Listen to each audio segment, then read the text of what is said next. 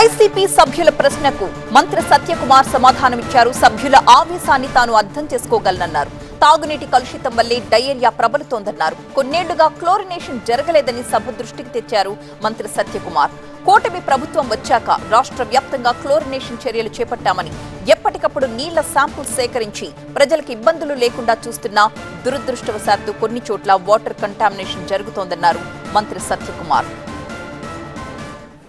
గౌరవ సభ్యులు ఆవేశాన్ని ఆవేదన కూడా అర్థం చేసుకోగలం అధ్యక్ష. అయితే ఈ ప్రధాన కారణం ఏంటంటే డయేరియా ప్రబలడానికి ప్రధాన కారణం వాటర్ కంటామినేషన్ అనే విషయం మనకు అందరికీ తెలుసు అధ్యక్ష.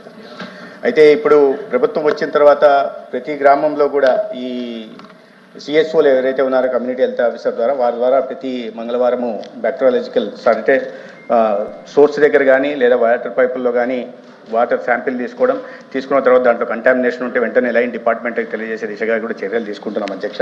అయితే మేము వచ్చిన కొత్తల్లో ఒకసారి లైన్ డిపార్ట్మెంట్స్తో గౌరవ ఉప ముఖ్యమంత్రి గారు, నారాయణ గారు మున్సిపల్ శాఖ మంత్రులతో కూర్చున్నప్పుడు అనేక చోట్ల క్లోరినేషన్ కొన్ని సంవత్సరాలుగా క్లోరినేషన్ జరగలేదు, బ్లీచింగ్ జరగలేదు అనే విషయాలు కూడా దీంట్లోకి వచ్చాయి అధ్యక్ష.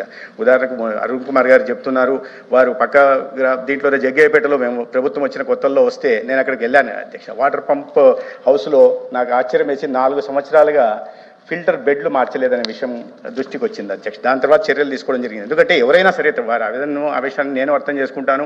ప్రజలు ఎవరైనా డయేరియా బారిన పడి వారి ఇబ్బందులు గడపకుండా అనారోగ్యం బారిన పడకుండా ఉండాలని ప్రభుత్వంలో మేము కూడా భావిస్తాం అధ్యక్ష.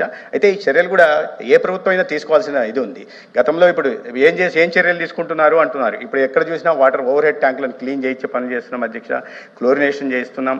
ఎక్కడికెక్కడ గ్రామాల్లో వాటర్ శాంపిల్స్ తీసుకుని వాటిని పంపించి బ్యాక్టీరియాలజికల్ పరీక్షలు నిర్వహిస్తున్నాం. తర్వాత గ్రామంలో ఈ సర్వేలెన్స్ పెంచడం జరిగింది. ఎక్కడైనా ఇది వస్తున్నప్పుడు వెంటనే డోర్ టు డోర్ సర్వే చేయడం జరుగుతుంది. అవగాహన కల్పించే ప్రయత్నం చేస్తున్నాం. వ్యక్తిగత శుభ్రత మీద కూడా అవగాహన కల్పిస్తున్నాం. మంచి సురక్షితమైన నీరు అందించడానికి కూడా ఇవాళ జలజీవన్ మిషన్ని మళ్ళీ పునరుద్ధరించి వారి సురక్షితమైన మంచినీరు అందించడం ద్వారా భవిష్యత్తులో డయేరియా బారిన పడకుండా కూడా కాపాడే చర్యలు తీసుకుంటున్నాం. ధన్యవాదాలు అధ్యక్ష.